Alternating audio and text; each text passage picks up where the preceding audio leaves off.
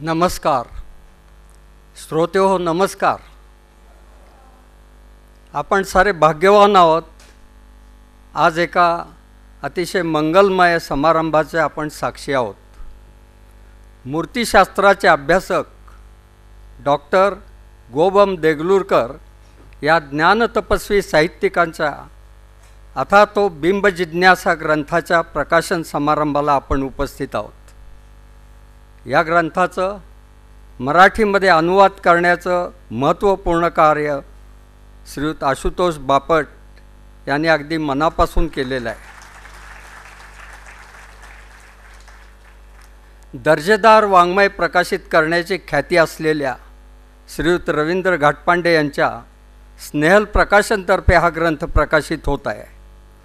श्रोत्यांमध्ये माननीय चंद्रकांतदादा पाटील, खासदार मेधा कुलकर्णी आदी मान्यवरही उपस्थित आहेत. आणि सर्वात आनंददायी गोष्ट म्हणजे या ग्रंथाचं प्रकाशन आदरणीय पूजनीय सरसंघचालक डॉक्टर मोहनजी भागवत यांच्या शुभ हस्ते होत आहे. हा फार भाग्ययोग आहे. आज संत विचाराचे प्रचारक कैलासवासी सोनोपंत उर्फ मामा दांडेकर यांची पुण्यतिथी आहे.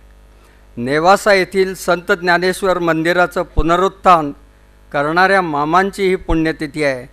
त्यांना मी भावांजली अर्पण करतो. अशा या पवित्र आणि प्रेरणादायी समारंभाची सुरुवात सरस्वती वंदनेने करूया. सादर करीत आहेत दीपा भंडारे. त्या हरिभक्त परायणकार आहेत, नारदीय कीर्तनकार आहेत, सज्जनगड सेवा मंडळाच्या कार्यकारी सदस्य आहेत, आकाशवाणीवरील निवेदिका आहेत दीपा भंडारे. शुक्लां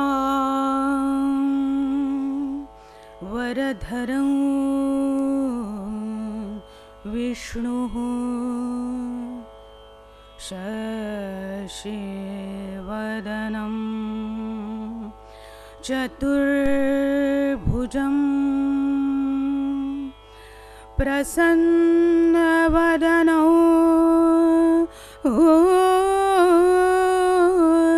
ध्याये सर्वविघ्नोपशान्तये अभीप्सितार्थ सिद्ध्यर्थौ पूजितो यस्सुरा सुरैः सर्वविघ्नहरा तस्मै गणाधिपतये नमः. गणाधिपतये नमः. गणाधिपतये नमः.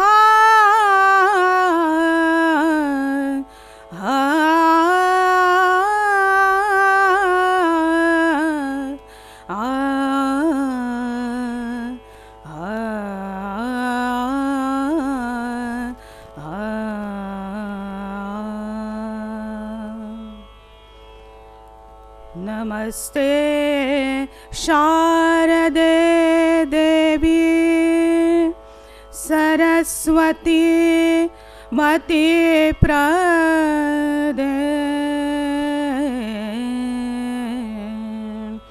नमस्ते शारदे देवी सरस्वती मति प्रदे. वसत्वा मम जिह्वाग्रे. वसत्वा मम जिह्वाग्रे.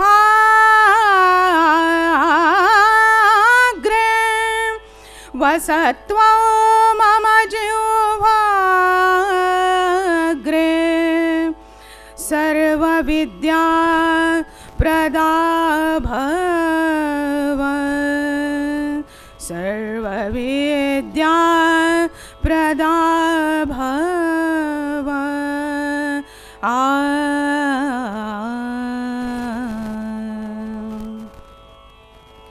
गुरुर्ब्रह्मा गुरुर्विष्णुः गुरुर्देवो महेश्वरः गुरुसाक्षात् परब्रह्म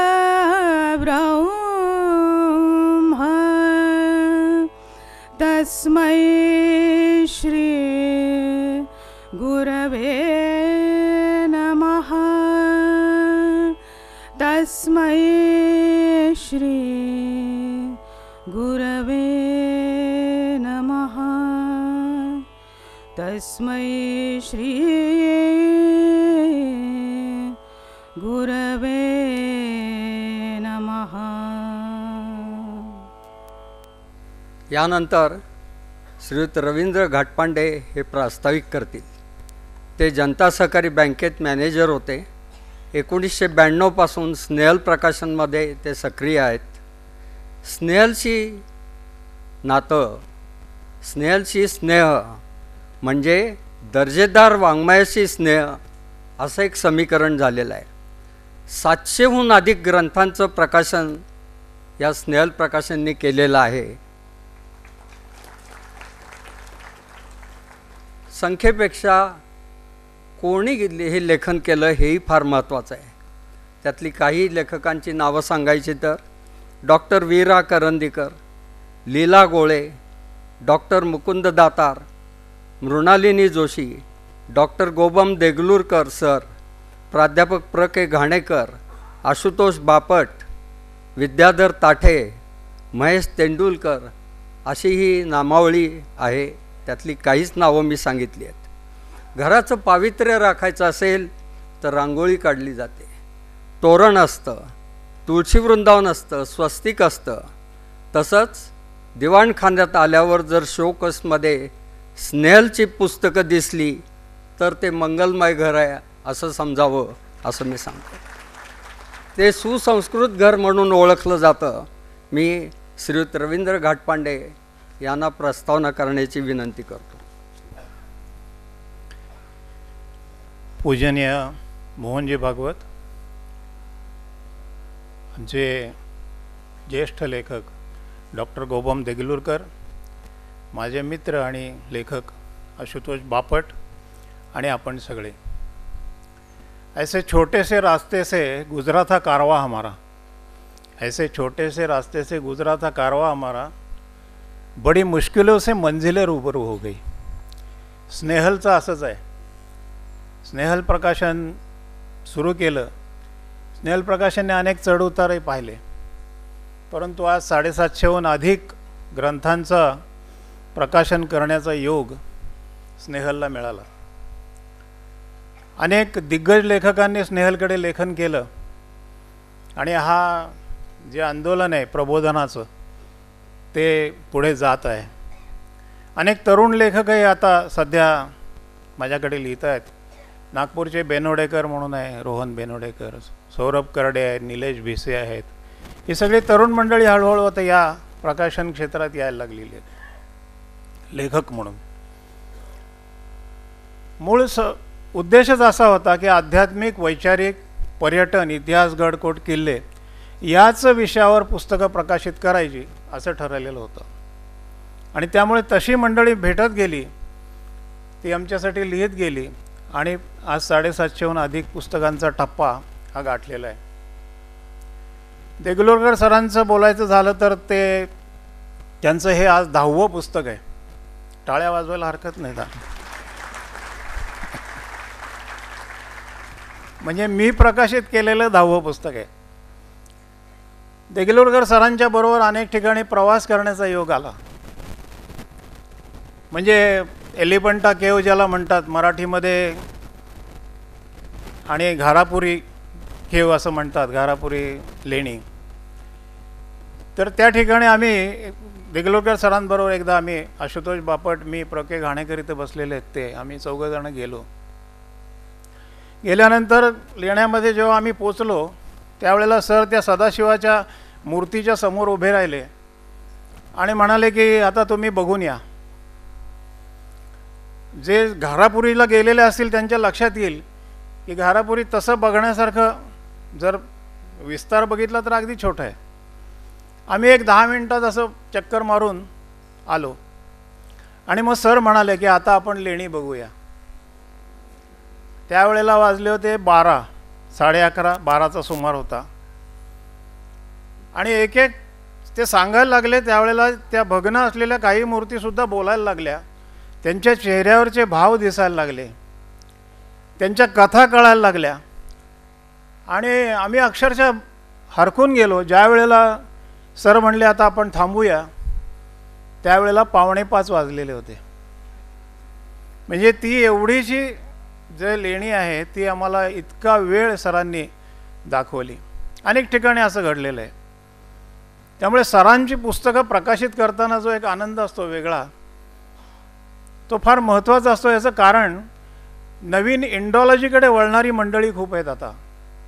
पूर्वी मूर्तिशास्त्र, मंदिरशास्त्र याला त्या मानाने जेवढा हे नव्हतं, इतिहास गडकट किल्ल्याला जेवढी मागणी होती, पण गेल्या 5-7 वर्षात 10 वर्षात जसजशी इंडॉलॉजीचे कोर्स सुरू झाले तसतसे या पुस्तकांना लोकांना आवडायला लागले, ते बघावं असं वाटायला लागलं. आणि आज अनेक लोक सरांची पुस्तकं घेऊन मंदिरं बघायला जात आहेत, त्यांना त्याचं दाखवत आहेत की बघितल्यानंतर ते त्यांना त्याचा अभिप्राय पण देतात, अशा पद्धतीचं. त्यामुळे हे 10वं पुस्तक जेव्हा काढताना खूपच आनंद झाला. खूप बरेच दिवस या पुस्तकाला तयार करण्यासाठी गेले, परंतु अखेर सरांची इच्छा पूर्ण झाली की आज पूजनीय सरसंघचालकांनी याचं प्रकाशन करावं अशी त्यांची इच्छा होती.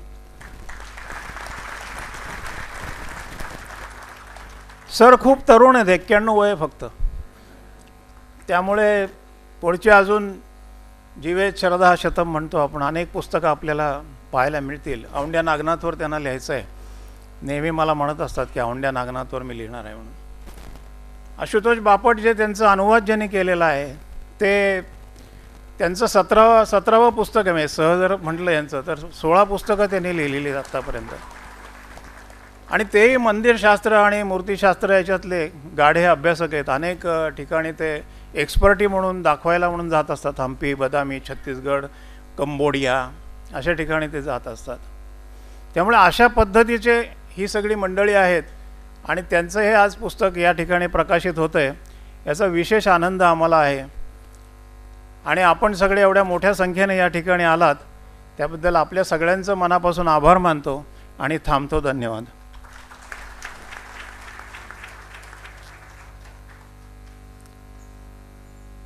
यानंतर सत्कार आहेत. सर्वप्रथम आदरणीय पूजनीय डॉक्टर मोहनजी भागवत यांचा सत्कार डॉक्टर गोबम देगलूरकर सर यांच्या हस्ते होईल. मोहनजी भागवत यांचा जन्म 11 सप्टेंबर 1950 रोजी चंद्रपूर येथे झाला. गव्हर्मेंट वेटरनरी कॉलेज नागपूर येथून ते पदवीधर झाले. त्यांच्या ज्ञानाचा आदर आणि सन्मान म्हणून त्यांना विद्यापीठातर्फे डॉक्टर ऑफ सायन्स ही पदवी बहाल करण्यात आली. सन 1975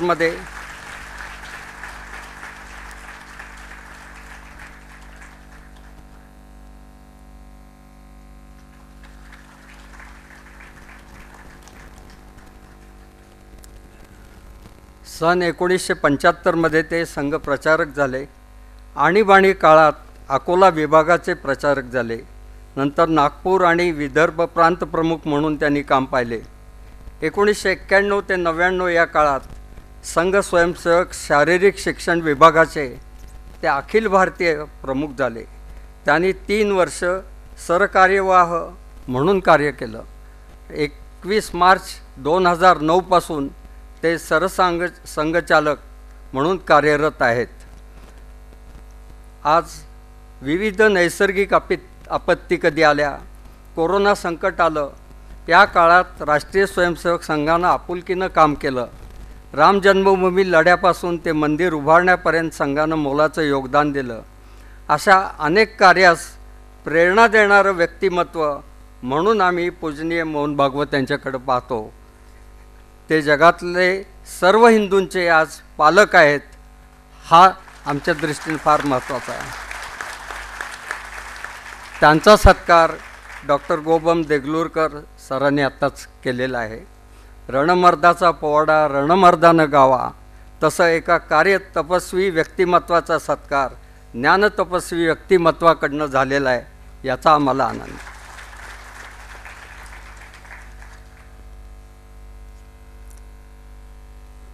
डॉक्टर गोबम देगलूरकर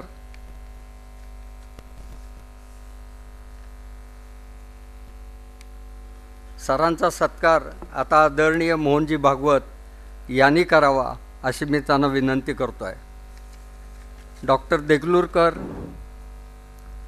यांना संत घराण्याचा वारसा लाभलेला आहे.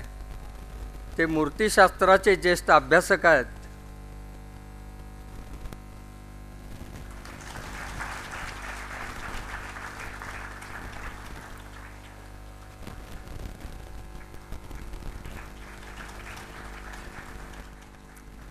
सरांच्या ज्ञानाचा आदर म्हणून त्यांना 2 डिलीट प्राप्त झालेले आहेत. एक नागपूर विद्यापीठाने दिली आहे आणि एक टिळक महाराष्ट्र विद्यापीठाने दिली आहे.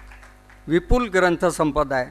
घारापुरी दर्शन, कोपेश्वर, मार्कंडादेव, समग्र सेतुमाधव पगडी, शिवमूर्ते नमा, सुरसुंदरी, विष्णुमूर्ते नमस्तुभ्यम, प्राचीन भारत, वेरूळ दर्शन, portrayal of women in the art of literature of the ancient Deccan, the medieval temples at Satgaon in Buldhana district, temple architecture and sculptures of Maharashtra, अशी अनेक पुस्तकं त्यांनी लिहिली. परदेशी पाहुणे भारतामध्ये आल्यावर त्यांना ही लेणी दाखवायचं सगळ्यात महत्त्वाचं काम हे डॉक्टरांच्याकडे येत असतं.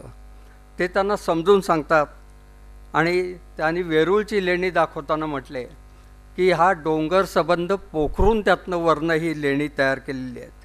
त्यावेळेला ते परदेशी पाहुणे म्हणले वंडरफुल, हे फार मोठं आश्चर्य आहे. त्यावेळेला डॉक्टरांनी त्यांना सांगितलं हे काहीच वंडरफुल नाही आहे. 7 जगातल्या 7 जी वंडर्स आहेत त्याचा समावेश नाही आहे, हेच जास्त मोठं वंडर आहे म्हटले, असं त्यांना सांगितलेलं होतं. त्यांना साहजिकच त्यांच्या कार्याबद्दल अनेक पुरस्कार प्राप्त झाले.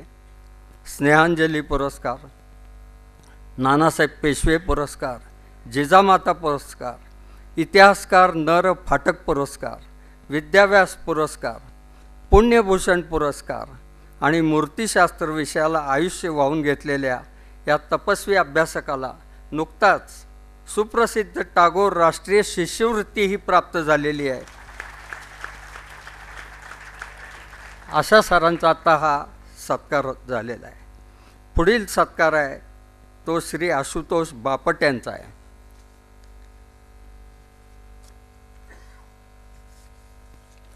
श्री आशुतोष बापट हे SP कॉलेजमधनं पदवीधर झाले. ILS कॉलेजमधनं LLB झाले. MAला इंडॉलॉजी विषय घेतला. भारतीय प्राच्यविद्या शिकले आणि टिळक महाराष्ट्र विद्यापीठात ते पहिले आले, हे फार महत्त्वाचं.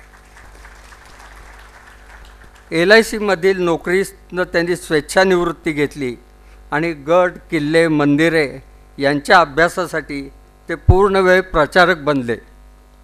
मूर्तिशास्त्र, मंदिरशास्त्र, पर्यटन या विषयावर त्यांनी शेकडो व्याख्यानं दिली. त्यांनी अनेक ग्रंथ लिहिले.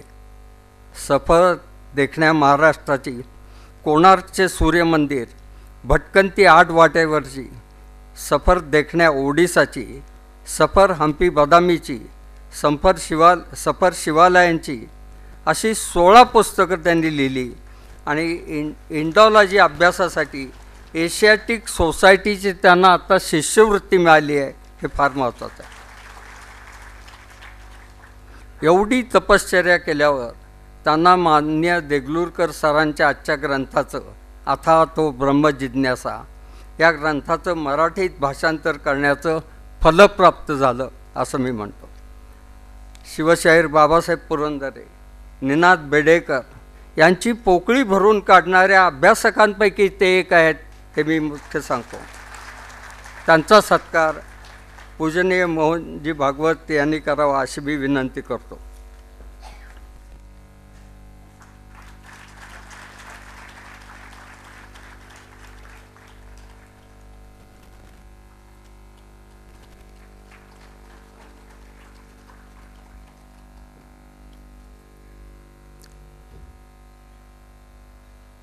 आता श्री आशुतोष बापट हे मनोगत व्यक्त करतील.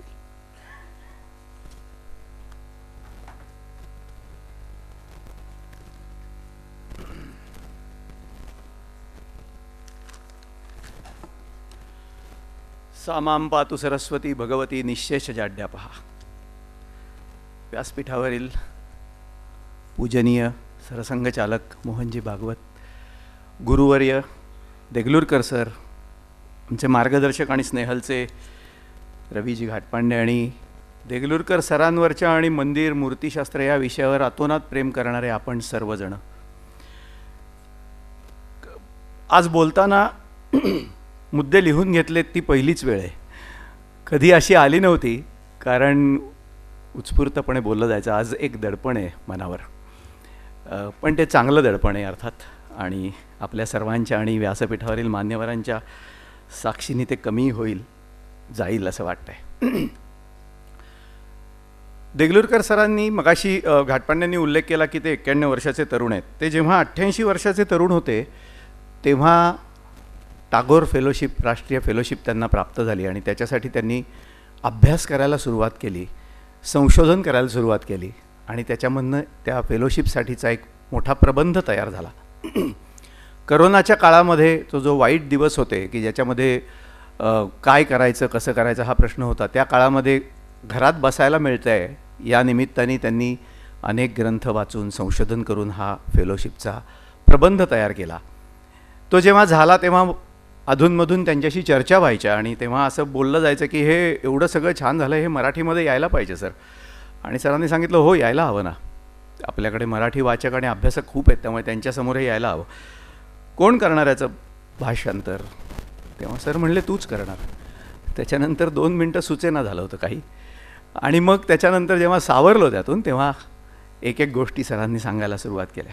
सगळ्यात पहिली गोष्ट त्यांनी सांगितली, म्हणजे मी पण तो शब्द आत्ता वापरला होता मगाशी, की ते म्हणले भाषांतर नाही करायचं, याचं अनुवाद करायचा आहे, लोकांशी संवाद साधला गेला पाहिजे.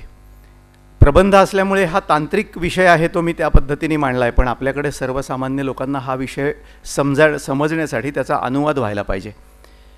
त्यांच्या मंदिर कसे पाहावे याचा इंग्रजी अनुवाद शेफालीताई आहेत वैद्य त्यांनी केला आहे, तसे म्हणले अनुवाद केला पाहिजे. आणि तो कसा झाला पाहिजे अनुवाद, त्याचं उदाहरण त्यांनी त्या प्रबंधाच्या टायटलपासून सांगितलं. ते प्रबंध जो होता त्याचं टायटल होतं historical religious and cult wise study of Maharashtra based on rare unique and uncommon images. Sir म्हणले त्याचा अनुवाद व्हायला पाहिजे अथा तो बिंब जिज्ञासा.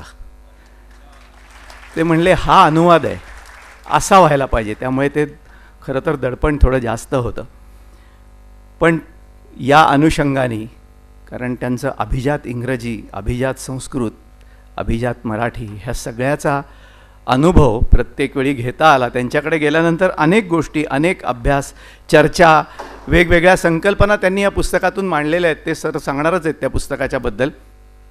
नवनवीन कल्पना, काही मूर्ती नवीन सापडल्या, आढळल्या, त्याचं विवेचन सरांनी केलं. त्यांच्याबरोबर अनेक ठिकाणी जाण्याचा योग आला होता, तिथल्या मूर्तींची कल्पना होती, पण त्या मूर्ती जेव्हा सरांच्या तोंडून ऐकायला लागल्यानंतर जेव्हा वेगळ्या दृष्टिकोनातून किंवा वेगळ्या अँगलमधून समजायला लागल्या, तेव्हा एक गोष्ट प्रांजळपणे कबूल करतो की माझी अज्ञानाची क्षितिज रुंदावत गेली. पूर्वी मला एवढंच समजत नव्हतं, सरांच्या संपर्कात आल्यावर कळलं की आपल्याला बरंच समजत नाही आहे काही, आणि तो अनुभव खरोखर चांगला होता. अशी अज्ञानाची जाणीव करून देणारा एक गुरु लाभल्याबद्दल मी खरोखरच स्वतःला धन्य समजतो. सर आणि मूर्तिशास्त्र, मूर्तिविज्ञान हे विषय एकमेकांशी निगडीत आहेत. आम्ही मगाशी उल्लेख केला तेव्हा घारापुरीच्या लेणी जेव्हा अर्धनारीश्वराची मूर्ती दाखवली सरांनी, तेव्हा सांगितलं की हे शिव आणि शक्ती यांचं एकरूप झालेलं आहे, ते त्याच्यापासून सृष्टीची निर्मिती झाली आहे. मग मूर्तीची काही वैशिष्ट्य सांगितली सरांनी, पण हे दोघंही एकच आहेत. सर्वसामान्यांना समजावं म्हणून त्यांनी आपल्याला ही अर्धनारीश्वराची मूर्ती करून दाखवली आहे. मूर्तिशास्त्र आणि देगलूरकर सरांच्या बाबतीत असंच आहे. ते दोघंही इतके तादात्म्य पावलेले आहेत एकमेकांशी की आपण फक्त बोलताना म्हणतो की मूर्तिशास्त्र आणि देगलूरकर सर वेगळे, पण ते इतके एकमेकांमध्ये एकरूप झालेले ते त्यांच्याशी बोलताना, त्यांच्याबरोबर ह्या पुस्तकाचा अनुवाद करताना पदोपदी जाणवलं. बारीक सारीक गोष्टींमध्ये त्यांचं लक्ष होतं. कुठेही अनुवाद करताना काही विषय बाजूला जाऊ नये, विषयांतर होऊ नये याच्याकडे कटाक्षाने लक्ष होतं. वेगवेगळी प्रकरणं त्यांनी तपासून पाहिली. आणि हे पुस्तक करताना मूर्तिशास्त्रावरचा हा मी ग्रंथ करतो आहे तो उत्तमच व्हायला हवा इतका त्यांचा कटाक्ष होता. त्यामुळे जेव्हा आपण पुस्तक घ्याल तेव्हा तुम्हाला समजेल की त्याच्या निर्मितीमध्ये पण त्यांनी लक्ष घातलं होतं की त्याचा कागद कसा हवा, त्याच्यावरची जी प्रकाशचित्र आहेत ती कशी हवी, ती कुठे ठेवायला हवीत, हे जवळजवळ प्रत्येक पान सरांनी आपल्या नजरेखालून घातलेलं आहे. इतका त्यांच्याशी संपर्क आला, संबंध आला आणि अनुभव विश्व समृद्ध होत गेलं. एकदा मध्ये म्हणजे ह्याच्यामध्ये खरं तर हा म्हणजे मला भाग्यवान आहे की याच्यात माझं अगदी खरं तर खूप छोटंसं योगदान आहे. म्हणजे अनेक वचनं मला आठवत आहेत संतांची की मी तो हमाल भारवाही किंवा मी निमित्त मात्र आहे फक्त. आपले भुरके साहेब आत्ता जे बोलत आहेत त्यांनी एक कथा सांगितली होती एक वेगवेगळ्या व्याख्यानांमधनं की एक माणूस पुस्तक विकत घ्यायला दुकानात जातो आणि पुस्तक विकत घेतल्यावर त्याची किंमत किती आहे विचारतो. तो दुकानदार म्हणतो 100 रुपये 50 पैसे. तर तो वाचक म्हणतो हे 50 पैसे कुठले वरचे. तर तो दुकानदार म्हणतो अहो लेखकाला काहीतरी मिळू देत की. मी वेगळ्या संदर्भात सांगतो की या पुस्तकामधलं माझं योगदान किती आहे तर हे 100 रुपये आणि माझं 50 पैसे. पण ते 50 पैसे राहतील बरोबर ह्याचा मला जास्ती आनंद आहे.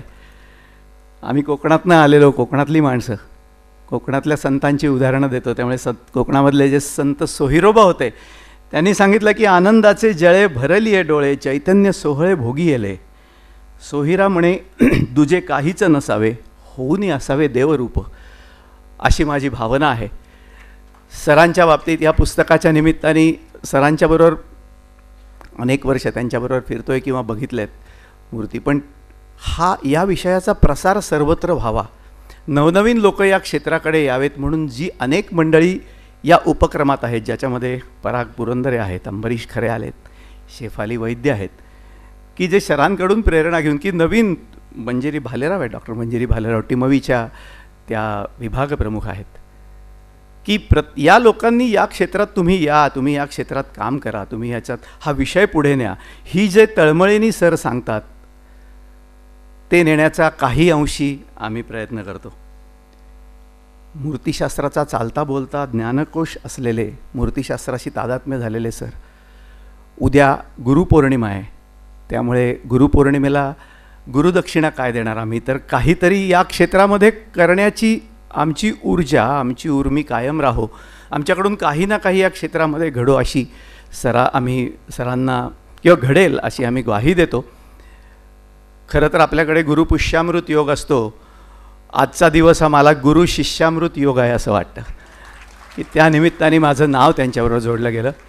आणि सरांना ही गुरुदक्षिणा देताना मला सांगावं असं वाटतं की आपण पहिलीपासून शाळेचं पुस्तक वाचतो, त्या पहिलीच्यापासूनच्या सगळ्या पुस्तकात पहिलं पान उलगडलं की एक प्रतिज्ञा असते, भारत माझा देश आहे, सारे भारतीय माझे बांधव आहेत.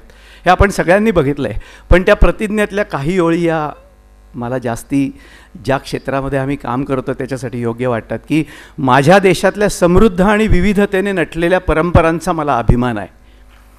त्या परंपरांचा पाईक होण्याची पात्रता माझ्या अंगी यावी म्हणून मी सदैव प्रयत्न करेन. आणि सगळ्यात शेवट त्यांचे कल्याण आणि त्यांची समृद्धी यातच माझे सौख्य सामावले आहे. जय हिंद.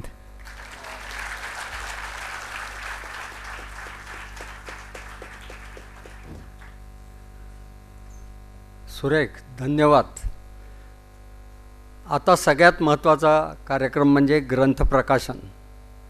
डॉक्टर गोबम देगलूरकर यांच्या अथा तो बिंब जिज्ञासा या ग्रंथाचं प्रकाशन करण्याची विनंती मी पूजनीय मोहनजी भागवत यांना करत आहे.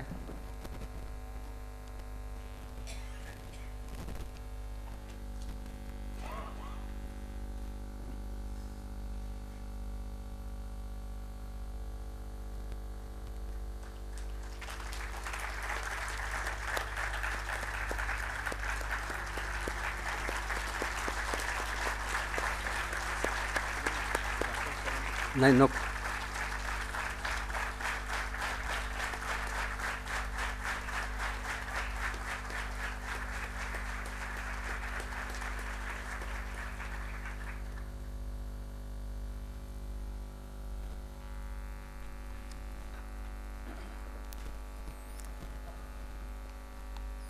आता डॉक्टर गोबम देगलूरकर सर हे आपलं मनोगत व्यक्त करतील. आपल्या विवंचना कमी व्हाव्यात म्हणून आपण देवापुढे हात जोडत असतो, त्याला प्रार्थना करतो. देवांचं मूर्तींचं मात्र आयुष्यमान जर वाढायचं असेल तर त्या देवांच्या या आयुष्य वाढण्याचा त्याच्यावर इलाज सांगणारे पृथ्वीवरचे देवांचे अश्विनी कुमार म्हणजे डॉक्टर गोबम देगलूरकर सर आहेत असं मी म्हणतो. त्यांनी आपलं मनोगत व्यक्त करावं अशी मी त्यांना विनंती करतो. असा शुभ काळ आज आहे माझ्या दृष्टीनं. ज्या विषयासाठी मी जवळजवळ 40-50 वर्ष आयुष्याचे घातले, त्या विषयाच्या संदर्भात जे ग्रंथ मी लिहिले त्यातला एक चरमस्थानी असा ग्रंथ आज प्रकाशित होत आहे, झाला आहे. माझं भाग्य असं की ज्या हिंदू धर्माच्या संस्कृतीच्या व्यवच्छेदक लक्षणासंबंधात आपण विचार करतो त्यापैकी एक म्हणजे मूर्तिशास्त्र आहे. अखिल भारतामध्ये आणि जगामध्ये मूर्तींचा अभ्यास करणं किंवा मूर्तीची पूजा करणं हे आता फक्त भारतात शिल्लक आहे आणि भारताबाहेरच्या हिंदूंमध्ये शक्य आहे ते शिल्लक आहे. पण त्याच्याकडे हिंदू मंडळींचं जावं असं लक्ष जात नाही. आम्ही मंदिरात जातो, डोळे झाकून देवाची प्रार्थना करतो, काही मागायचं असेल तर मागतो, मूर्ती पाहत नाहीत. तिला काय अभिप्रेत आहे, तिची प्रतिष्ठापना झाली, ती कशास्तव झाली, या गोष्टी आम्हाला लक्षात घ्यायला सुद्धा जमत नाही. अनेक ठिकाणी मी पाहतो, आम्ही कोकणात गेलो एकदा, मी तिथे एक दर्शनिच्छ आले होते, त्यांना म्हटलं की अहो या विष्णूला 2च हात का? 2च आहेत. ते 20 वर्ष दर्शन घेतल्याशिवाय जेवत नाहीत घरी जाऊन म्हणे. अशी स्थिती आहे. पांडुरंगांचं दर्शन आम्ही लाखो वारकरी दरवर्षी जातात, दर्शन घेतो, पण ती मूर्ती काय म्हणते, काय कशा करता ती स्थापन झाली आमचं लक्ष नाही. तर मी काही ही मूर्ती आपल्याला दिसेल इथे, विठ्ठलाची मूर्ती आहे. ह्या मूर्तीचं खरं वर्णन काय? मूर्तिशास्त्रामध्ये योग, भोग, वीर, अभिचारक अशा 4 प्रकारच्या मूर्ती असतात. त्यातली भोगमूर्ती जी असते ती बालाजीची, काय पाहिजे ती तिथे तुम्हाला मिळेल अशी तुमची कल्पना असते. पांडुरंगाच्या दर्शनाला गेल्यावर तुमच्या असं लक्षात येतं का की अरे ही योगाची मूर्ती आहे. म्हणून तुम्ही पहा, समचरण विटेवर आहे, हात कमरेवर आहेत, हालत नाहीत. एका हातात शंख आहे, शंख म्हणजे ज्ञानाचं प्रतीक आहे. आपण विद्यार्थ्याला नापास झाल्यावर म्हणतो जे हा नुसता शंखोबा आहे, ते अवहेल नाही, माहिती नाही. दुसऱ्या हातात कमळ आहे, पावित्र्याचं लक्षण आहे. ह्या दोन्ही गोष्टी योगाच्या करता आवश्यक आहेत. योगश्चित्तवृत्ती निरोधा ताम योगमिति मन्यन्ते तस्मात् इंद्रियधारणाम असं त्याचं वर्णन पतंजली करतो. त्या योगशास्त्राची ही मूर्ती. आता हे आम्ही सांगतो तेव्हा लक्षात येतच सगळ्यांच्या असं नाही, पण मग मूर्तीचा कोणताही अभ्यास करायचा झाला तर शास्त्रग्रंथ काय म्हणतात, त्या विषयाचे अधिकारी व्यक्ती काय म्हणतात हे पाहणं फार महत्त्वाचं आहे.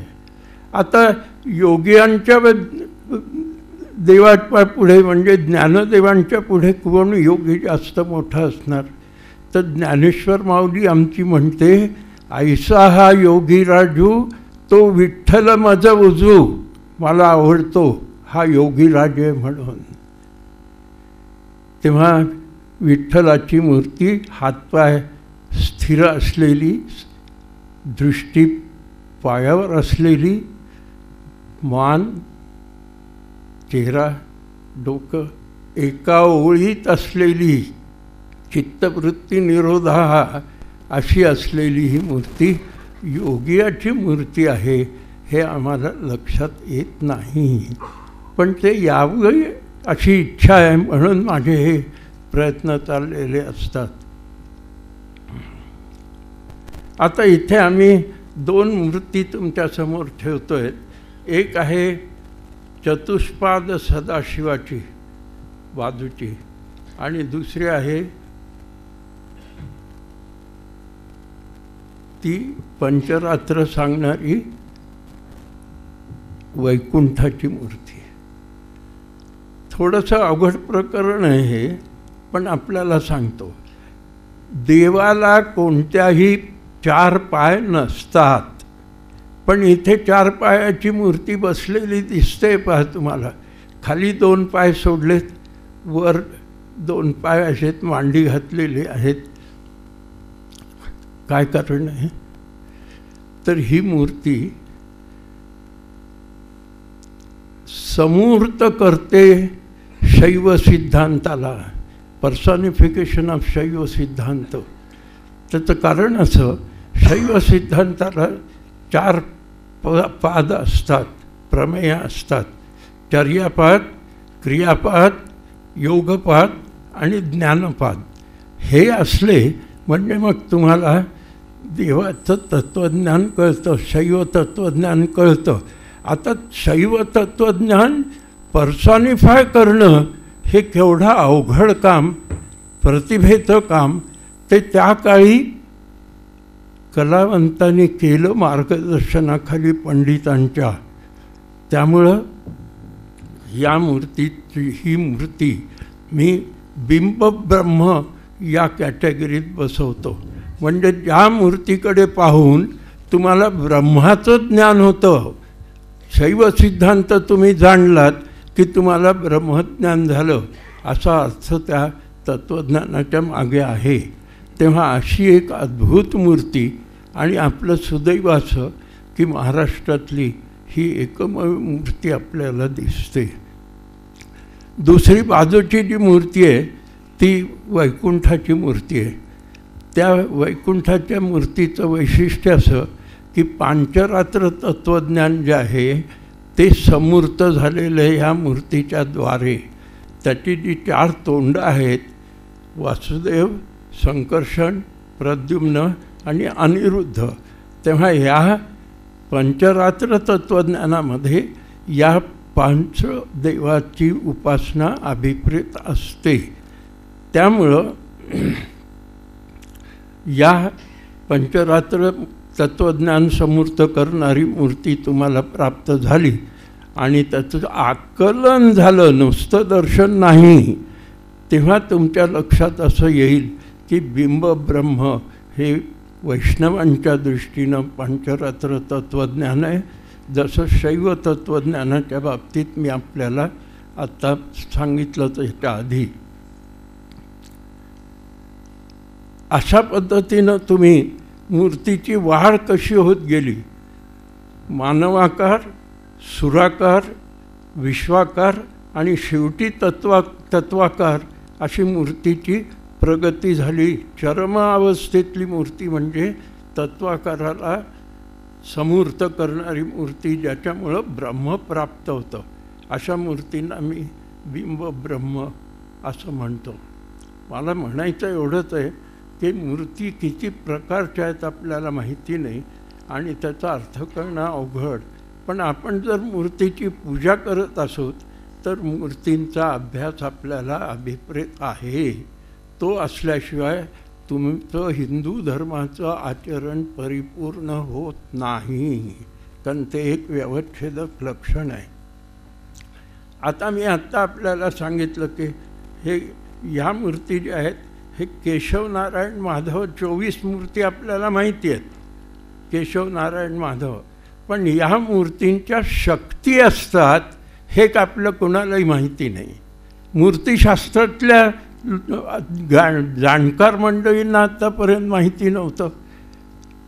ईशान शिवगुरुदेव पद्धती, वृद्ध हरित स्मृती, वैकुंठाची पंचरात्र मूर्ती या ग्रंथामध्ये विष्णूच्या 24 नावाच्या शक्तींची नावं आलेली आहेत. म्हणजे केशवाची कीर्ती, नारायणाची कांती, माधवाची तुष्टी, गोविंदाची पुष्टी अशा त्याच्या मूर्ती असतात. तेव्हा त्या मूर्ती मी शोधून काढल्या. अजिंठ्याला जाताना वाटेत एक अन्व म्हणून गाव लागतं, त्या देवळावर ह्या मूर्ती आहेत. हे महाराष्ट्राचं मूर्तिशास्त्राला दिलेलं मोठं दान आहे.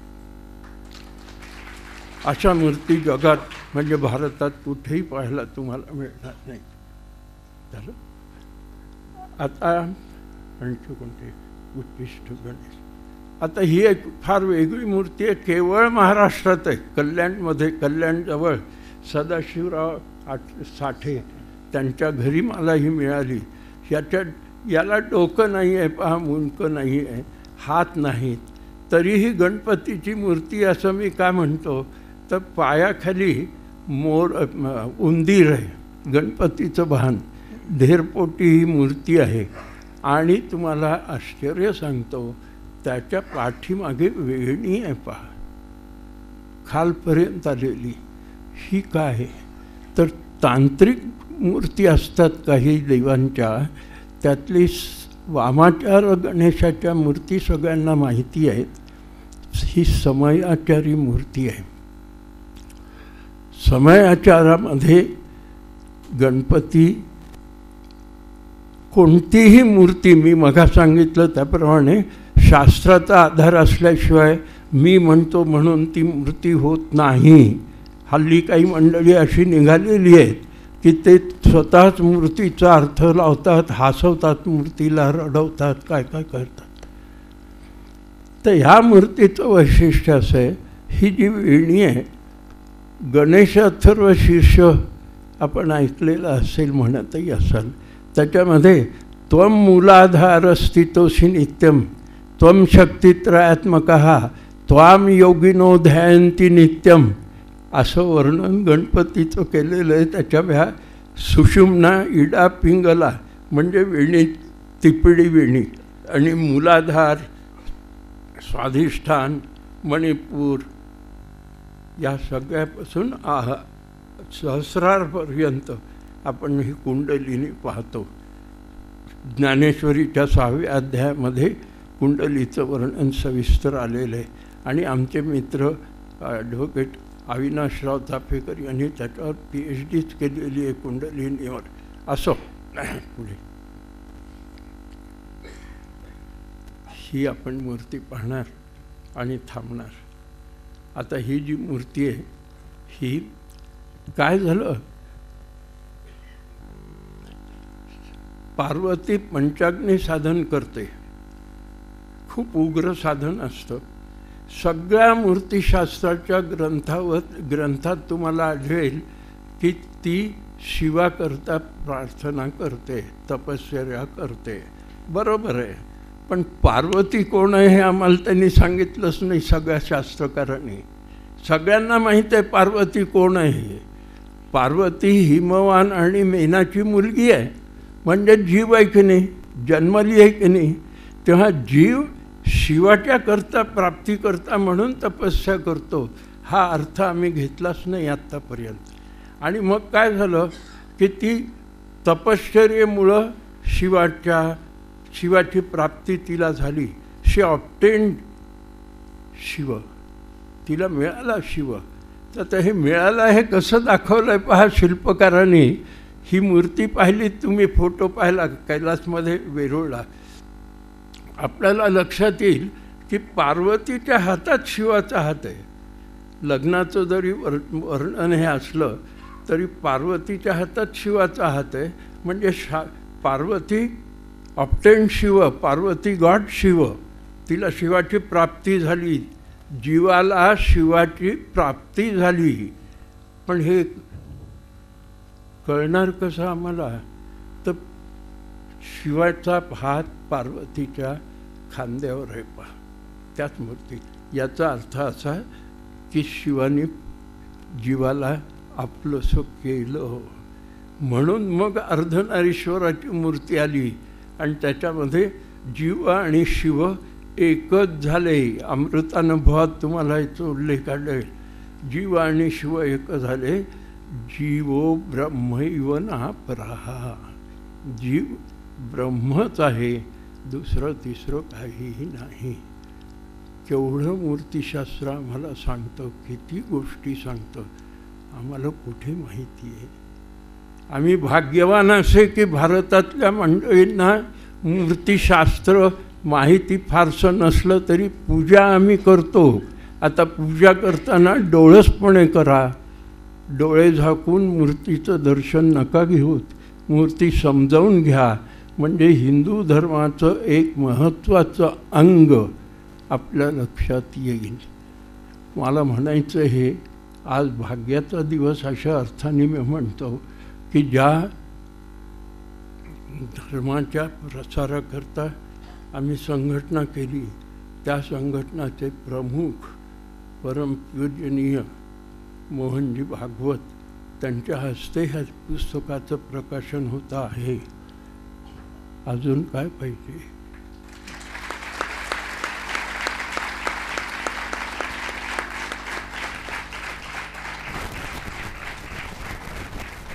किंबहुना सर्व सुखी पूर्ण होऊनी तिही लोकी, भजिजो आदिपुरुषी अखंडित. किंबहुना तुमचे नी केले धर्मकीर्तन सिद्धी गेले, तेथे माझे जे उरले पायिकपण.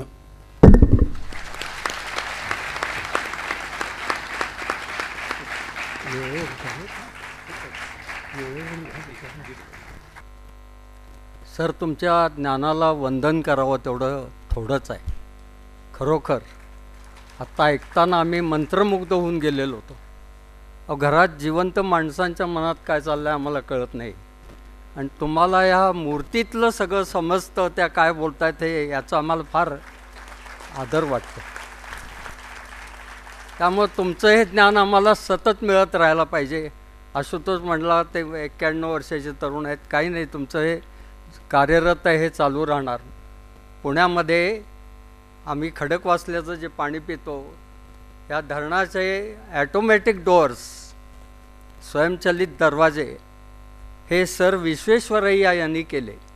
पुण्यात ते शिकले आणि जगामधनं त्यांना मागणी आली असे दरवाजे करून देण्याबद्दल. त्यांचं वय 98 होतं. त्यावेळेला पत्रकार मंडळींनी त्यांना त्या वाढदिवसाच्या वेळेला विचारलं, तुमचं वय 98 आहे, तुम्हाला मृत्यूची भीती नाही का वाटत? त्यावेळेला त्यांनी उत्तर दिलं होतं, तसा यमराज 1-2दा घरी आला होता आणि माझी चौकशी केली, पण आमच्या घरचे म्हणले ते आत्ता कामात आहेत.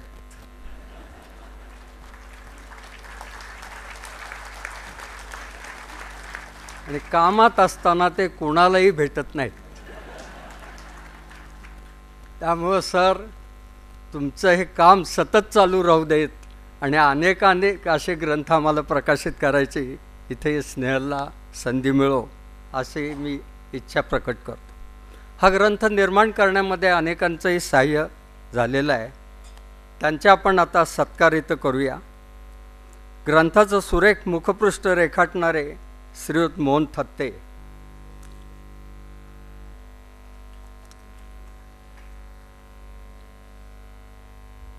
यांचा सत्कार आदरणीय मोहनजी भागवत यांच्या हस्ते होत आहे.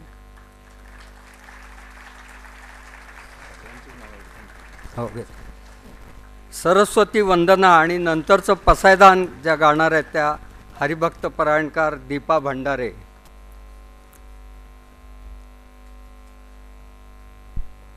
नामवंत चित्रकार आणि हिंगणे स्त्री शिक्षण संस्थेचे अध्यक्ष माननीय रवींद्र देव.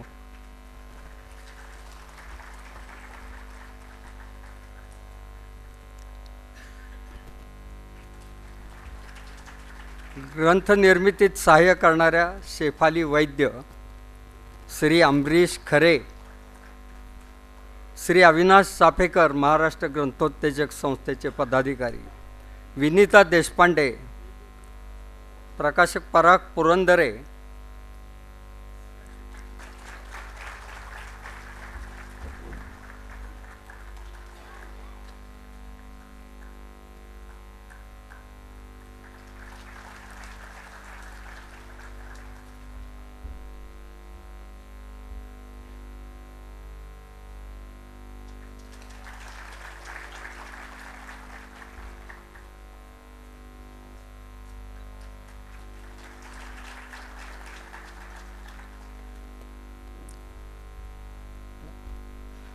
श्री अविनाश चाफेकर,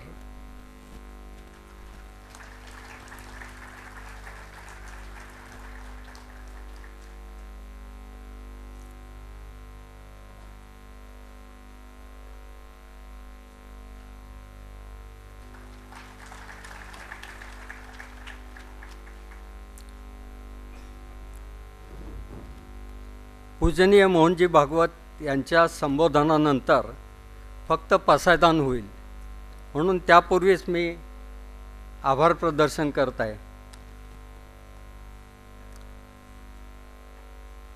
ज्ञानपीठकार, मराठीतले पहिले ज्ञानपीठ प्राप्त करणारे आदरणीय वि.स. खांडेकर हे म्हणायचे, जगातलं सगळ्यात सुंदर पुस्तक कुठलं असेल तर त्याचं नाव बुक ऑफ थँक्स आहे, आणि या बुक ऑफ थँक्समध्ये एंट्री रोज करत जावं.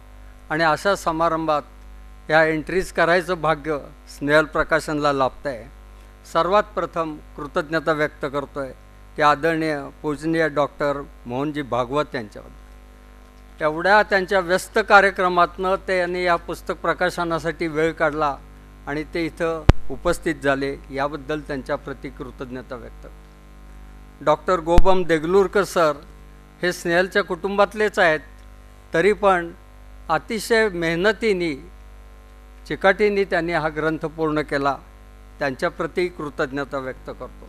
आणि हे सुलभ भाषा मराठीमध्ये अनुवाद केला, भाषांतर नाही, ते आशुतोष बापट यांच्याप्रती कृतज्ञता व्यक्त करतो. हे सभागृह उपलब्ध करून दिलं त्या महाराष्ट्र एज्युकेशन सोसायटी आणि बाल शिक्षण मंडळ सभागृह याच्या सर्व पदाधिकाऱ्यांप्रती आभार मानतो. पोलीस यंत्रणेने फार सहकार्य याच्यात केलेलं आहे, त्यांच्याप्रती आभार व्यक्त करतो. वृत्तपत्राचे सर्व प्रतिनिधी, संपादक यांच्याप्रती आभार मानतो. आणि ग्रंथनिर्मिती आणि समारंभ आयोजन करण्यात अनेक जणांचं जे सहकार्य लाभलं आहे त्यांच्याप्रती आभार व्यक्त करतो. सर्वात महत्त्वाचं म्हणजे आपण सर्व श्रोते, समारंभ सुरू होण्यापूर्वीच आसनस्थ झालात आणि सभागृह अगदी पूर्ण खचाखच भरून गेलं आहे. हे नुसतं भरून गेलं आहे या संख्येला महत्त्व नाही, तर विधायक दृष्टिकोन असणाऱ्या राष्ट्रीय वृत्तीचे सर्व श्रोते आहेत याचा मला आनंद होतो. त्यांच्याप्रती मी कृतज्ञता व्यक्त करतो. आणि उत्कृष्ट सूत्रसंचालनासाठी शामराव प्रसिद्धच आहेत. आजही त्यांनी सुंदर केलेलं आहे सूत्रसंचालन, त्यांचाही सत्कार पूजनीय मोहनजींनी करावा अशी मी विनंती करतो.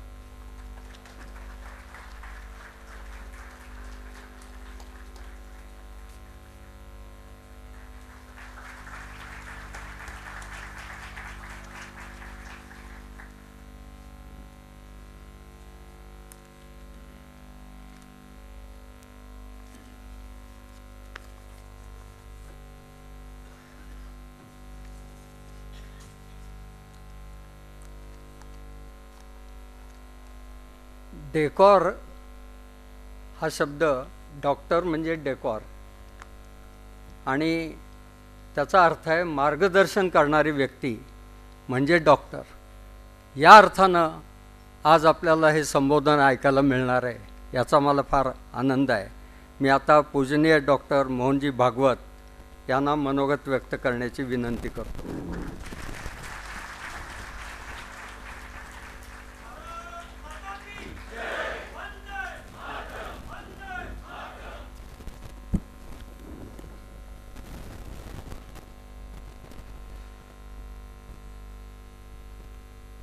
आदरणीय डॉक्टर देगलूरकर यांच्यामुळे भारतामध्ये ज्ञानसाधना करणं आणि ज्ञान देणं अशी तपस्या आयुष्यभर करणारी ऋषी परंपरा होती याच्यावर विश्वास बसतो. आजच्या युगातले ते ऋषीच आहेत आणि अशा ऋषींना महाभारत लिहायचं असलं तर एक लेखक लागतो. त्याची योग्यता व्यासांना गणपतीच पाहिजे असे श्री अविनाश बापट. आणि पूर्वी श्रौत परंपरा होती. श्रुतम, आपल्याकडे ज्ञानाला श्रुतम म्हणतात, इंग्रजीमध्ये वेल रेड असा शब्द आहे. तर तिकडे पुस्तकातून आपल्या इथे ज्याचं जीवन ज्ञानमय आहे त्या व्यक्तीच्या मुखातून पडणारी वाणी ऐकणे असं होतं पहिल्यांदा. आता पुस्तकही आहेत, त्याच्यामुळे व्यासांनी सांगितलेलं महाभारत आणि परंपरेने लोक ऐकत आले, परंतु सर्वतोमुखी आधुनिक काळात त्याची पुस्तकं झाली म्हणून झालं. अशा पुस्तकांचं प्रकाशन, विशिष्ट प्रकारच्याच पुस्तकांचं प्रकाशन करणारं व्रत चालवणार हे स्नेहल प्रकाशन त्याचे रवींद्र घाटपांडेजी. उपस्थित सगळे विद्वज्जन, सज्जन, माता भगिनी. विद्वज्जन आणि सज्जन असं दोन नाही केलेलं मी, विद्वज्जन आणि सज्जन असं म्हणतो. मला डॉक्टर म्हटलं असलं तरी मी जनावरांचा डॉक्टर आहे आणि हा विषय म्हणून मला अपरिचितच आहे आणि त्या विषयाचे सगळे जाणकार इथेही बसले आहेत आणि पुढेही बसले आहेत. त्याच्यामुळे त्याविषयी मला देगलूरकरांनी म्हटलं की तुम्ही या, त्याच्यामुळे मी काही विचार न करता आलो. त्यांची इतकी मोठी तपस्या आहे आणि थोडीशी वाटवाकडी करून जर साधत असेल तर काय हरकत आहे. तेवढंच आपलं छोटंसं योगदान म्हणून मी आलो. परंतु याविषयीचा जो पैलू आत्ता सरांच्या भाषणातून उजागर झाला, अविनाश बापटांनी जे मांडलं आपल्या भाषणातून, त्याच्याशी या विषयाचे जाणकार असोत की अनभिज्ञ असोत सगळ्यांचा संबंध आहे. मूर्ती सांगतात काही, आपल्याकडे मूर्तीपूजा आहे, पण ती मूर्तीपूजा आकाराच्या पलीकडे जाऊन निराकाराशी संधान बांधणारी आहे. निर्गुणाचे भेटी आलो सगुणा संगे असं म्हणतात. तर निर्गुणाला आकळणं एकदम सगळ्यांच्या कक्षेतलं नसतं, मग पायरी पायरीने जायचं असतं. म्हणून मग त्याचा एक आकार बनवतो, तो प्रत्येकाने पाहिलेला असतो. जो बनवतो तो कल्पनेतनं नाही, तो दर्शनातून बनवतो. आपल्या सगळ्या मूर्ती, त्यांचं जे शास्त्र झालं, ती अशी पाहिजे, त्यांच्यात इतके हात पाहिजे, त्या प्रत्येक हातात हे पाहिजे, हे शास्त्र काहीतरी ठरवायचं म्हणून ठरवलेलं नाही आहे. तर कुठेतरी सगुणाला संगतीला घेताना अतींद्रिय अवस्थेतून पूर्वीच्या ऋषींनी हे पाहिलेले आकार आहेत. चारी वेदांच्या सुद्धा मूर्ती आहेत, त्याचं वर्णन सापडतं. इतिहास पुरुष म्हणून सुद्धा मूर्ती आहे, त्याचं वर्णन सापडतं शास्त्रात. तर हा नुसता बुद्धीने केलेला विचार नाही आहे, अनुभूतीतून आलेला विचार आहे. आणि म्हणून आपल्या इथे विशेषतः मूर्ती आपल्याला पलीकडे घेऊन जाते. नित्य दर्शन करणे कळून सवरून केलं तर फारच चांगलं, जसं सरांनी म्हटलं, आणि तो प्रयत्न केला पाहिजे. परंतु त्या मूर्तींच्या शिल्पाचं सामर्थ्य असं आहे की ते आपल्याला कुठेतरी घेऊन जातं. उदाहरणार्थ आपल्या इथे ज्या मूर्ती आहेत भारतात ठिकठिकाणी विखुरलेल्या आहेत, त्या सगळ्यांच्या चेहऱ्यांवर भाव आहेत. असं जगात सगळीकडे नाही सापडत, पण भारतात जिथे कुठे मूर्ती आहेत त्या भावयुक्त चेहऱ्याच्याच आहेत. एकदा एक चित्रकार कर्नाटकातले रवी वर्मा म्हणून, ते जुने रवी वर्मा नाहीत, ते आता गेले, ते आत्ताच गेले. ते आले होते, ते 5 मिनिटात चित्र काढायचे. एक कार्यक्रमही व्हायचा तिथे की एक कवी कविता करायचा, कोणीतरी श्रोत्यांना सांगायचं, काहीतरी कल्पना द्यायची, श्री या विषयाचं चित्र करा असं म्हटलं की तो कवी एक कविता करायचा 2 मिनिटात. त्याला तिथे संगीतज्ञ बसलेले असतील, ते चाल लावतात, लगेच त्याच्यावर एक नृत्य बसवून करून दाखवतात, आणि हे 10 मिनिटात होतं. तोपर्यंत त्या श्रीच्या आकारातून एक चित्र ते उत्तम काढतात. तर श्री काढून मग त्याचं त्यांनी राम लक्ष्मण सीता वनवासात चालले आहेत हे बनवलं. असे ते चित्रकार होते. तर त्यांनी असं सांगितलं की आपल्याकडे असुरांच्या मूर्ती सगळ्या गोष्टी ज्या पकडतात त्या मुठीत पकडतात. असुर प्रकृती ही आहे, आमच्या हातात सगळं पाहिजे, आमच्या मुठीत जे राहतील त्यांचं आम्ही रक्षण करू, म्हणून ते राक्षस. पण देवांच्या मूर्ती धनुष्य सुद्धा पकडतील तर ते असं कमळ जसं पकडतील तसं ते धनुष्य पकडतील, अशी पकड दाखवतात आपल्याकडे. याच्या पाठीमागे एक भाव आहे, आणि तो अंतरीचा भाव त्याच्याशी जे एकरूप झाले त्यांनी त्याचं शास्त्रीय वर्णन केलेलं आहे. आणि म्हणून मूर्ती पाहायला, मूर्तींचं दर्शन घ्यायला, आकारातून निराकाराकडे जायला एक दृष्टी पाहिजे. जशी ज्याची दृष्टी असेल तसं त्याला दिसेल, जशी ज्याची दृष्टी असेल तसं त्याला ऐकू येईल, जशी ज्याची दृष्टी असेल तसा तो अर्थ काढील. तर एक चीनमध्ये सांगतात, एक लामा उभे होते उंचवट्यावर एका, आणि पाहत होते पश्चिमेकडे. खाली लोक होते फिरायला येणारे, ते बघायला लागले काय पाहतात. अंदाज सुरू झाले. एकाने म्हटलं ते ना बहुतेक ते सूर्यास्त पाहत असतील. दुसरा म्हणाला नाही, अजून सूर्यास्ताला बराच वेळ आहे, कोणीतरी येणार असेल त्याची वाट पाहत असतील, ते पाहत आहेत दुरून येतो की नाही.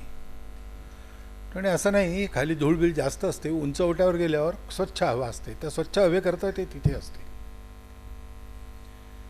त्यांनी चौथ्याने आवाज दिला त्यांना, अहो तुम्ही तिथे चढून काय पाहतात, कोणी येणार आहे का? त्यामुळे नाही, कोणी नाही येणार. मग मोकळी हवा घ्यायला, नाही नाही मोकळी हवा वगैरे नाही, खालची हवा तीच आहे. अच्छा, मग सूर्यास्ताची शोभा पाहता वाटतं. म्हणून नाही, मग तुम्ही तिथे उभं राहून काय पाहतात? म्हणे इथे उभं राहून इकडे पाहावं असं मला वाटतं, म्हणून मी इथे उभून तिकडे पाहतो आहे. असे आपापल्या बुद्धीप्रमाणे लोक अर्थ लावतात. आम्हाला तर खूप त्याचे अनुभव येतात.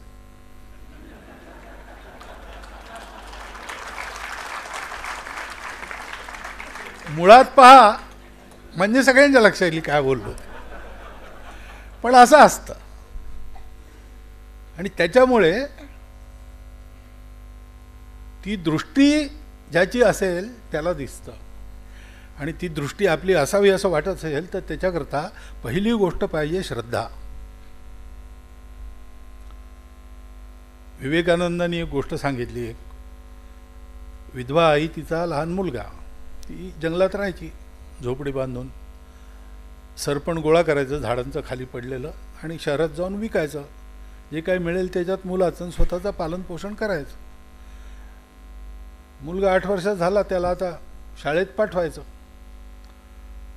तर जंगलाच्या बाहेर एक गाव, तिथे शाळा होती. त्याला सांगितलं शाळेत जायचं. आता तो म्हणाला कसा जाऊ, जंगलातून मला भीती वाटते. जंगल होतंच, जनावरही होतीच. मी इथे कोणी नाही आपल्याला सोबत, मला सोडेल कोण, आणेल कोण, तू दिवसभर मेहनत करणार, तुला फुरसत नाही. तर त्या आईने सांगितलं, अरे तुला माहीत नाही या जंगलात तुझा भाऊ राहतो, एक मोठा भाऊ आहे तुझा. तुझा भाऊ आहे? हो. नाव काय त्याचं? त्याचं नाव गोपाळ आहे. तू जाताना त्याला हाक मार, तो येईल आणि तुला शाळेपर्यंत सोडून देईल. कसं ओळखू? आणि तो डोक्यावर मोराचं पीस बांधतो, हातात त्याच्या बासरी असते आणि गाईगुरांना चारत असतो. आत्तापर्यंत दिसला नाही, तो हाक मारली नाही म्हणून नाही दिसला तो. ठीक आहे, तो तयार झाला. दुसऱ्या दिवशी निघाला एकटा आणि थोडा पुढे गेला. जंगल दाट झालं, भीती वाटायला लागली. आणि ए गोपाळ दादा कुठे आहेस तू? लवकर ये, मला भीती वाटते, शाळेत सोडून दे. तर तो आला गोपाळ दादा, मोराचं पीस बांधलेला, हातात बासरी, गाई गुरु हाकतोय. त्यांनी आपल्या याला हाताला धरलं, घेऊन गेला शाळेत. जाताना मग गप्पा गोष्टी सुरू झाल्या. परत येताना तीच. पहिल्या दिवशी आईने विचारलं, का रे एकटा गेलास तू, एकटा आला? तर मग एकटा कुठे सांगितलं ना. तर तो गोपाळ दादा आला. आईला वाटला हा शेराला सव्वा शेर, मी याला एक गोष्ट सांगितली त्याच्यावर त्यांनी दुसरी गोष्ट बनवली. जातोय म्हणून लक्ष नाही दिलं. रोज तो जायचा, गोपाळदादा त्याच्याबरोबर सोडून द्यायचा. येताना थोडा जंगलात आत आला की पुन्हा गोपाळदादा बरोबर त्याला घराच्या थोडं अलीकडे सोडून द्यायचं. सरस्वती पूजेचा दिवस आला. जुन्या काळी बंगालमध्ये, विवेकानंदांनी सांगितलेली गोष्ट आहे, बंगालमध्ये शाळांमध्ये सरस्वती पूजेच्या दिवशी गुरूंना काहीतरी द्यायचं. आपापल्या ऐपतीप्रमाणे प्रत्येकाची जी इच्छा असेल, प्रत्येकाच्या पालकांची जी इच्छा असेल, मुलं आणायची, द्यायची गुरूंना. पगार वगैरे नसायचा तेव्हा. तर सांगितलं उद्या असं असं आहे. मुलं चर्चा करायला लागली. मी आमच्याकडे यंदा तांदूळ खूप झाले आहेत, मी 5 पोती घेऊन येणार आहे. दुसरं कोणी म्हणाला आमच्याकडे चांगली भांडी आहेत, त्यातली 2 भांडी मी निवडून घेऊन येणार गुरुजींकरता. आता ह्याच्याजवळ काहीच नाही. हा उदास झाला. शाळेत जाताना त्या गोपाळ दादाला म्हणाला, तो आता सगळेजण काही काही आणतील आणि मी आपला रिकामा हाताने जाईल, माझ्याजवळ काहीच नाही आहे, आईजवळही काहीच नाही आहे. तर गोपाळ दादा म्हणाला, तू काळजी काय करतो, थांब आत्ता. कुठून तरी त्यांनी एक लोटा आणला, एका गाईचं दूध काढलं आणि दिला त्याच्या हातात. लोटाभर दूध घेऊन जा, तुला काहीतरी मिळालं ना तुला. तो खुश झाला. सगळेजण गेले. गुरूंचं पूजन झाल्यावर रांगेत उभे राहिले, एकेकाने आपली वस्तू दिली. यांनी तो लोटा दिला दुधाचा. हसायला लागले सगळे. 1 लोटावर दूध म्हणजे काय. पण मग एक दुधाचा गंज आणवला आणि त्याच्यात त्याच्या शिक्षकांनी तो लोटा रिकामा केल्यावर पुन्हा सरळ केला तर भरलेला, पुन्हा रिकामा करून सरळ केला तर भरलेला. आश्चर्य वाटलं. मग खरे कोणाचा लोटा आणला तू? तुमच्याकडे जवळ तर काही नाही आहे. चोरला बिला की काय कोणाचा? कोणा नाही नाही, हा माझ्या भावाने दिला मला, मोठा भाऊ आहे गोपाळ. कुठला गोपाळ? तुला तर काही नाही आहे, जंगलातच राहतो तो, आम्हाला तर कधी दिसला नाही. आपण मला रोज आणतो, तोच आणून सोडतो, तोच घेऊन जातो. त्याला मी म्हटलं, त्यांनी हा लोटा दिला मला, चल बरं तुझा मोठा भाऊ, भेटू त्याला. म्हणून सगळी मुलं, शिक्षक आणि त्यांचे पालकही आले होते, तेही निघाले कुतूहलाने. हा गेला तिथे जंगलात आणि बोलवायला लागला, तो येईच ना गोपाळ. मग सगळेजण याला खोटं म्हणायला लागले, चोर म्हणायला लागले. त्याला काकुळतीने त्याच्या डोळ्यात अत्यंत पाणी आलं आणि मग तो म्हणाला की काय दादा तू काय परीक्षा पाहतोयस माझी, हे सगळे मला चोर म्हणतायत, हे सगळे मला बदनाम करतायत, अरे एकदा तरी ये, मला घेऊन जायचंच आहे तुला, आत्ता इथून घेऊन जा मला, हे सगळे पाहतील तुला. तर जंगलातून आवाज आला, अरे हे पाहणार नाहीत मला, तू पाहू शकतोस, कारण तुला माहीत आहे मी इथे आहे, ह्यांना तू सांगितलं तू इथे आहे, यांचा विश्वास नाही मी इथे आहे. तेव्हा सगळ्यांची खात्री पटली. तर ज्यांची श्रद्धा असेल त्यांना दृष्टी मिळते. आपल्या इथे 1857 नंतर इंग्रजांनी पद्धतशीरपणे आपल्या मनातनं ही श्रद्धा नाहीशी करायचा प्रयत्न केला. श्रद्धावान लभते ज्ञानम असं आहे. आणि आपल्या परंपरेविषयी, पूर्वजांविषयी जी श्रद्धा होती, श्रद्धा ही डोळस असते. अंधश्रद्धा हा तसा वदतो व्याघात आहे. श्रद्धा कधीच अंध नसते, अंधविश्वास असतो. रूढी कुरीती परंपरा बदललं पाहिजे आपण जे म्हणतो, त्या श्रद्धा नव्हेत, तो विश्वास आहे. कोणीतरी सांगितलं, माझा विश्वास आहे, चालत आलेला आहे, चुकीचाही असू शकतो आणि बदललाही पाहिजे. पण श्रद्धा तशी नसते. श्रद्धेमध्ये श्रत आणि धा, परिश्रम करायचे, जाणून घ्यायचं आणि ते घट्ट धरून ठेवायचं, त्याची धारणा बनवायची. विवेकपूर्वक अध्ययन करून, प्रयोग करून, साक्षात नाही झालं तरी पक्क झालं की हे असं असेलच, की मग ते बाळगून पुढचं अन्वेषण केलं की ज्ञान मिळतं, कारण दृष्टी मिळते. त्याच्यामुळे मूर्तीचं आपण रोज दर्शन घेतो. सरांनी सांगितलं तसं हे पुस्तक वाचून काही ज्ञान प्राप्त करून त्यातूनही पाहिलं तरी त्या मूर्तीच्या पलीकडे जो निराकार आहे, जे त्याच्यातलं शिवत्व आहे, जे त्या मूर्ती आपल्याला सांगतात आकारातून, त्याचं दर्शन व्हायला ती श्रद्धाच पाहिजे. आणि सगळं जे प्रबोधन सरांसारख्या व्यक्तींनी चालवलेलं आहे देशभरात, आपल्या भूतकाळाचं अध्ययन करून, त्या भूतकाळातल्या गोष्टींच्या वर्तमानकालीन स्थितींचं अध्ययन करून, काही लोकांनी श्रद्धा नसल्यामुळे त्याचे विपरीत अर्थ लावले. ज्यांना विपरीत लावायचे होते त्यांची गोष्ट सोडूनच द्या, त्यांनी तर विकृतीकरणच केलं आहे.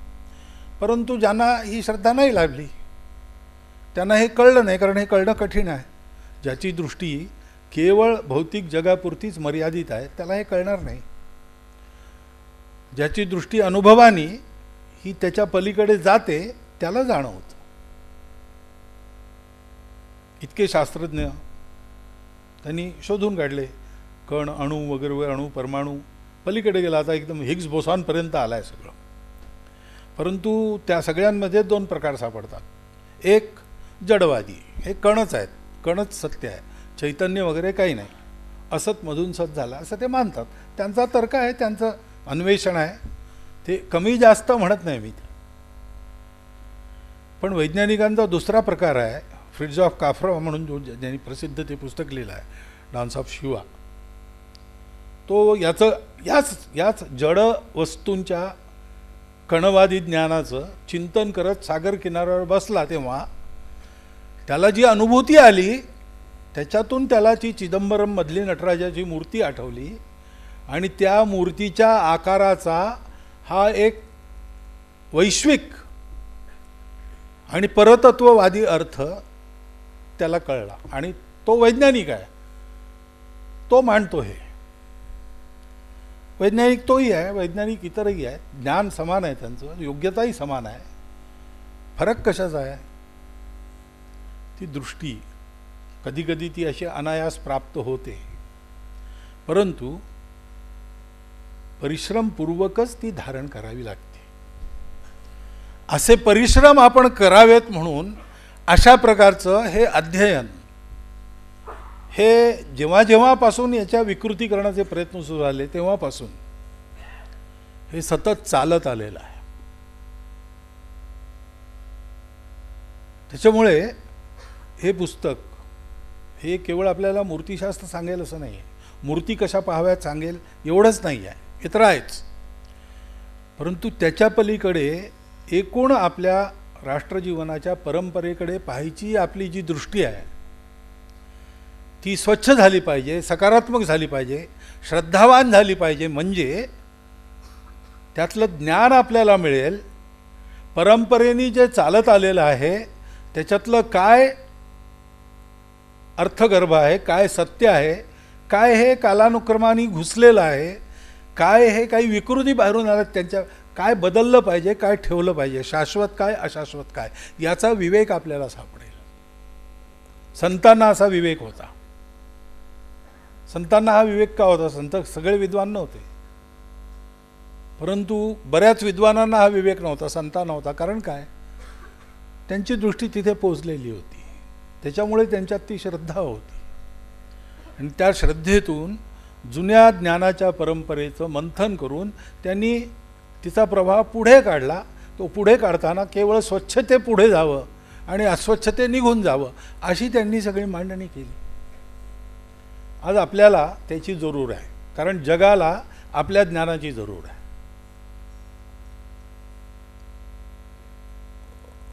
जग थांबलेलं आहे, आता अडखळलेलं आहे, रस्ता सुचत नाही आहे आणि रस्ता आपण द्यावा अशी अपेक्षा आहे. आणि आपल्याजवळ हा रस्ता आहे, पण आपला तो रस्ता आपल्याला माहिती पाहिजे. त्याकरता त्या रस्त्याचं पुनरावलोकन या श्रद्धेच्या चष्म्यातून करून ज्ञान मिळेलच. ज्ञानमार्गाने त्याचा भक्ती म्हणून ज्ञान असं म्हणतात. उभाभ्यामेव पक्षाभ्याम यथाखे कर पक्षिणाम गती.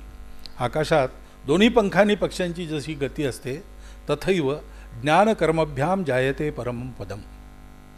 तसं परमपद हे ज्ञान आणि कर्म. ज्ञानाच्या आधारावर जी तपस्या जशी सरांनी केलेली आहे आणि करतायत तशी तपस्या पाहिजे. पण हे ज्ञान आणि कर्म हे दोन पंख ज्या पक्षाचे आहेत, तो पक्षी कोणचा? ती भक्ती आहे. ज्ञान, भक्ती आणि कर्म यांची त्रिवेणी जेव्हा काम करते तेव्हा मग यशच असतं, इप्सित साध्यच होतं, खरा मार्गच सापडतो, वाईट मार्गाला जात नाही. लोकसंग्रहाची ती परंपरा आहे. त्याच्यामुळे उन्मार्गगामी त्यातनं कोणी होत नाही, सन्मार्गगामी होतो.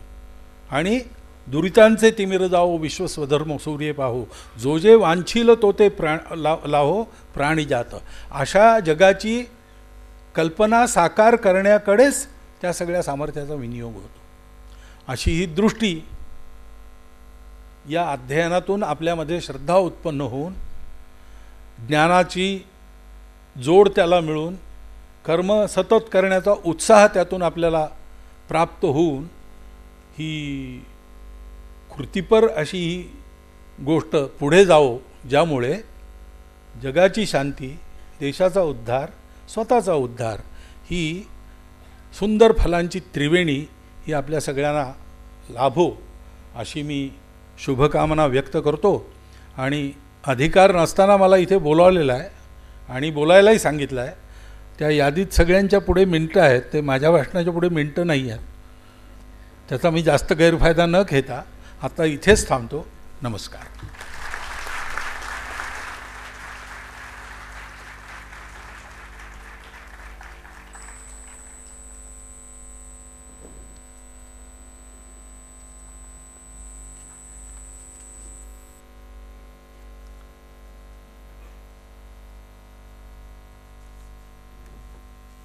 नमस्कार.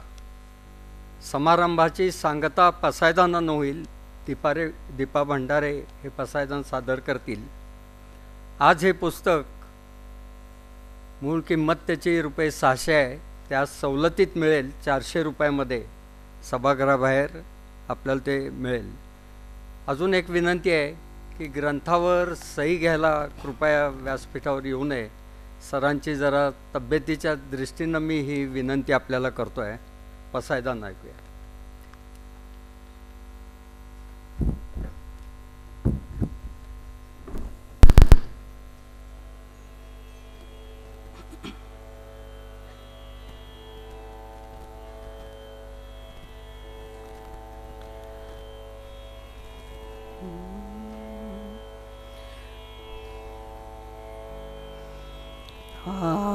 पिता विश्वात्मके देवे येणे वाग्यज्ञे तोषावे तोषो निमज द्यावे पसाय दान हे जे खळांची व्यंकटी सांडो तया सत्कर्मी रति वाढो भूता परस्परे पडो मैत्र जीवांचे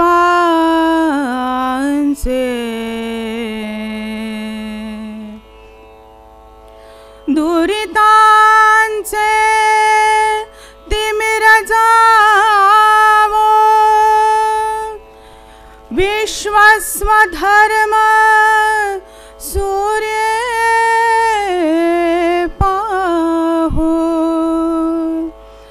जो जे वांछील तो ते लाहो प्राणी जात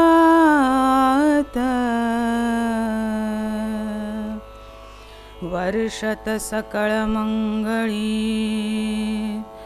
ईश्वर निष्ठांची मांदियाळी अनवरत भूमंडळी भेट तू भूता चला कल्पतरून से आरभ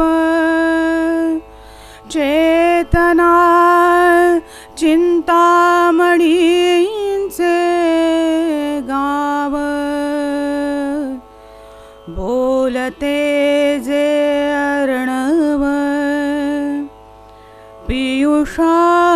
पियुषांचे चंद्रमेचे अलांछन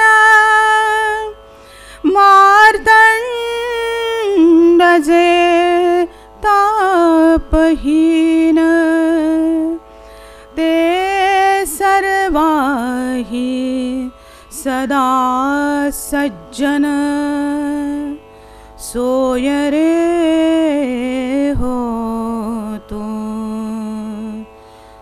किंबहुना सर्वसुखी पूर्ण होवोनी तिन्ही लोकी भजिजो आदि पुरुखी अखंडित आणि ग्रंथोपजीविये विशेषी लोकीये दृष्टादृष्ट विजये होवावे जे येथ म्हणे श्री विश्वेश्वरावो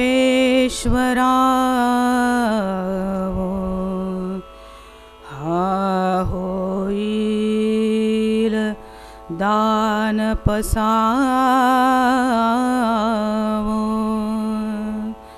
येणे वरे ज्ञान देवो सुखिया झाला भरोनी सद्भावाची अंजुळी मिया वोविया फुले मोकळी अर्पिली आंघ्री युगुली विश्वरूपा